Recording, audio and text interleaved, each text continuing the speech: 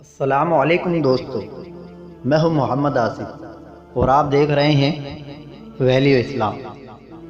دنیا میں اسلام کے ظہور کے ساتھ ہی دو بڑی مخالف طاقتیں ہر محاذ پر اسلام کے آمنے سامنے رہے، یہود و نصارہ۔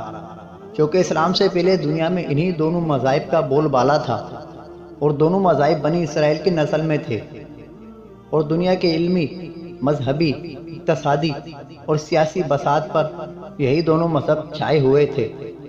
یہ دونوں ایک دوسرے کے حریف ضرور تھے، لیکن ان دونوں کا مشترکہ حریف کوئی دوسرا نہیں تھا۔ لہٰذا میدان میں یہی دونوں صدیوں تک ایک دوسرے کی حریفائی کے ساتھ بلا شرکت غیر دنیا پر حکمرانی کر رہے تھے۔ یہودیت اور نصرانیت دونوں ہی آسمانی مذاہب تھے۔ یہودی حضرت موسیٰ علیہ السلام پر نازل شدہ تورات اور نصارہ حضرت عیسیٰ علیہ السلام پر نازل شدہ انجیل کو بغل میں دبائے ہوئے تھے۔ چونکہ حضرت موسیٰ اور حضرت عیسیٰ علیہ السلام دونوں ہی نسل ابراہیمی سے تعلق رکھتے تھے اور حضرت ابراہیم علیہ السلام کو اپنا جد اعلیٰ اور روحانی مرشد مانتے تھے، اس لیے یہ دونوں عالمی قدیم مذہب اور صاحب کتاب ہونے کی وجہ سے ایک دوسرے کے خلاف اپنی دینی برتری کی جنگ میں ہمیشہ لگے رہے، اور دونوں ہی اپنی نسبت حضرت ابراہیم علیہ السلام کی طرف کرتے ہوئے دعویٰ کرتے تھے کہ حضرت ابراہیم علیہ السلام یہودی تھے، جبکہ عیسائی کہتے تھے کہ حضرت ابراہیم علیہ السلام عیسائی تھے۔ یہودی حضرت عیسیٰ علیہ السلام اور ان کی والدہ حضرت مریم علیہ السلام پر انتہائی فحش الزامات لگاتے تھے، حتیٰ کہ عیسائیوں نے یہودیوں پر یہ الزام بھی لگایا کہ انہوں نے حضرت عیسیٰ علیہ السلام کو صلیب پر چڑھا دیا۔ دونوں مذاہب کی باہمی جنگ مہم شدت سے اختیار جاری تھی، اور دونوں کا مرکز ملک شام فلسطین تھا۔ یہ دونوں چونکہ آسمانی تھے، اس لیے تورات انجیل کی ہزار تحریف کے باوجود بھی ان میں ایسے واضح اشارات موجود تھے جن سے معلوم ہوتا تھا کہ دنیا کا آخری نبی عربوں کی سرزمین پر عنقریب مبعوث ہونے والا ہے۔ حضرت موسیٰ اور حضرت عیسیٰ علیہ السلام کی پیش گوئیوں میں حضرت صلی اللہ علیہ وآلہ وسلم کی نبوت کے بارے میں کھلی شہادتیں موجود ہیں۔ اسی لیے یہود و نصارہ آپ کی نبوت کے اعلانات کا شدت سے انتظار کر رہے تھے۔ لیکن جیسے ہی مکہ سے اعلان ہوا کہ بنی اسماعیل میں ایک نبی کی بعث کا اعلان ہوا ہے جو نہ صرف عربوں کو بلکہ ساری دنیا کو اپنی نبوت پر ایمان لانے کی دعوت دے رہے ہیں، جس میں یہودی نصرانی بھی شامل ہے، تو ان کے کان کھڑے ہوئے اور انہوں نے مستقبل میں اسے یہودی اور عیسائیت دونوں کے لیے مشترکہ خطرہ محسوس کیا۔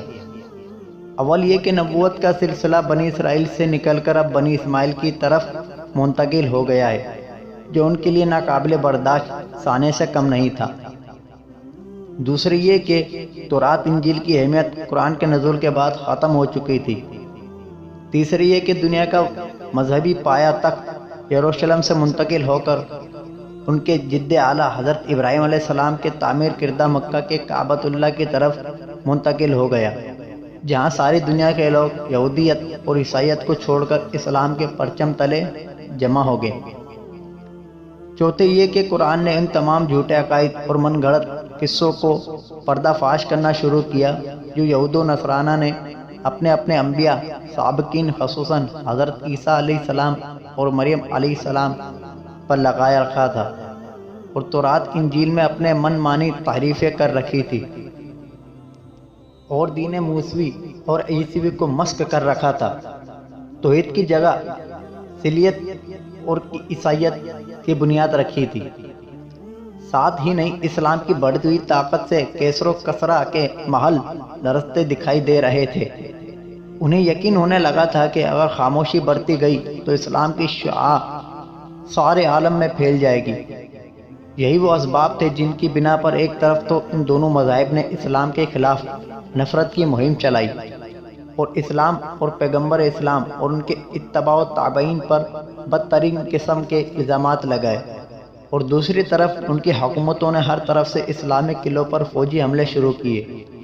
اسی طرح یہود و نصارہ کی مشترکہ جد و جہد نے اسلام اور مسلمانوں کو ہر محاذ پر دفاع کے لیے مجبور کیا۔ چنانچہ یہ زیر نظر کتاب ہدایت التحاری فی الجبتہ الیہود و نصارہ، اسلام کے خلاف یہود و نصارہ کے جھوٹے پروپیگنڈوں کا نہایت مدلل اور مسقط جواب ہے۔ اس کتاب کے مصنف حافظ ابو بکر ابن القیم الجوزی رحمہ اللہ اسلامی دنیا میں ایک مجدد کی حیثیت تسلیم کیے جاتے ہیں۔ وہ اپنے استاد شیخ الاسلام ابن تیمیہ رحمۃ اللہ کے علوم و فنون کے حقیقی ترجمان، جامع عالم اسلام کے بہترین مناظر اور زبردست صاحب قلم، مجتہد اور محدث تھے۔ اپنی اس کتاب میں انہوں نے یہود و نصارہ کے ایک اعتراض کا بقیہ ادھیڑ کر رکھ دیا ہے۔